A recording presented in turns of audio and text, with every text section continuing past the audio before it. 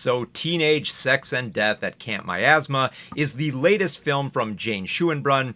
And as somebody who, I like her films, but I always felt like that there was something missing from them. I always wanted them to go a little bit deeper, a little bit further, and not just don't get me wrong, they're well directed, but I feel like thematically there was a lot more they could do. There was a lot more that she could do with the material, and I'm happy to report that her latest film has a lot to say, and I dare say this might be her masterpiece thus far. While many current horror films are content floating in the kiddie pool of nostalgia, Jane straps on some scuba gear to dive into the deeper depths of the genre. What she manages to unearth within Teenage Sex and Death at Camp Miasma is far more than just a meta-commentary on modern horror retoolings or poking fun at these slasher conventions. Somewhere in the darkest corners of the mind exists a festering passion that extends beyond a thematic rooting or fan favorite wink. And I think one of the characters in this movie perfectly spells out what the appeal is of this type of horror, and it's all about flesh and fluids. What makes such a film work is that it refuses to be pinned down so easily. The opening sequences paint a complete portrait of the fictitious horror franchise Camp Miasma, drenched in decades of piss-poor sequels, scandalous reviews, and heaps of merchandise spanning from video games to card games.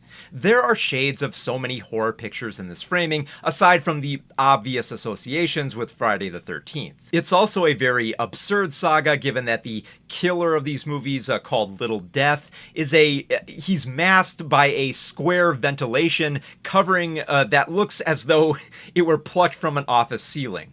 So Jane doesn't even ease the viewer into the ridiculousness, starting the movie with a kill that evokes one of the most comical geysers of blood I've ever seen a movie start with. Like, it's on par with Old Faithful. So, hired to direct a reboot of Camp Miasma is the director Chris Williams, played by Hannah Einbinder. She has a passion for this franchise, but it becomes clear that she was tasked with applying her indie queer lens to a franchise in need of something less commercially tiresome.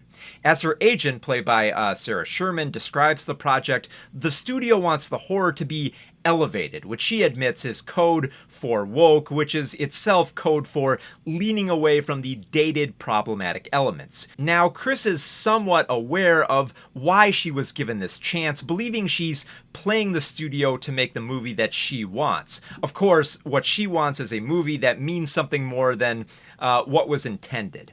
To make her dream come true, Chris spends the entire picture trying to convince the original movie's final girl, Billy Presley, played by Gillian Anderson, to return for her movie. Venturing off to Billy's off-the-path cabin, convincing her will require more than just a robust script or a nostalgic buttering up for this veteran actor. Billy isn't so much interested in the movie as she is in Chris, curious to see what she finds most appealing in horror. For Billy, Camp Miasma was something more than just a personification of repression or just another acting job.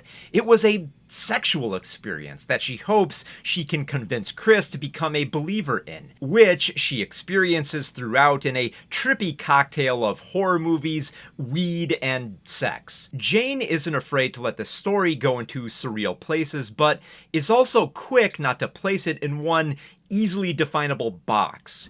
There's likely going to be someone in the audience treating this film like a guessing game, as though there's a simple relation to what is being staged. That need to label is itself brutalized during a pitch meeting in which they assume the movie Chris is trying to make is as meta as Wes Craven's New Nightmare. But Chris is quick to snap back that this is not the movie she or Jane Schoenbrun is making, going so far as to reiterate the antithesis with the loud association of Fright Master Wes Craven. Like, she's not trying to be that. This isn't Scream or Sleepaway Camp or Friday the 13th. It is a film that wants to find something more telling about what draws us to the screen on a level where we feel something far more than fear. It's not fully meta or satirical. It's something far juicier. And just what a wild drug of a horror movie that Jane has composed with teenage sex and death at Camp Miasma. Now, I'll admit, I was critical of her previous movie, I Saw the TV Glow, for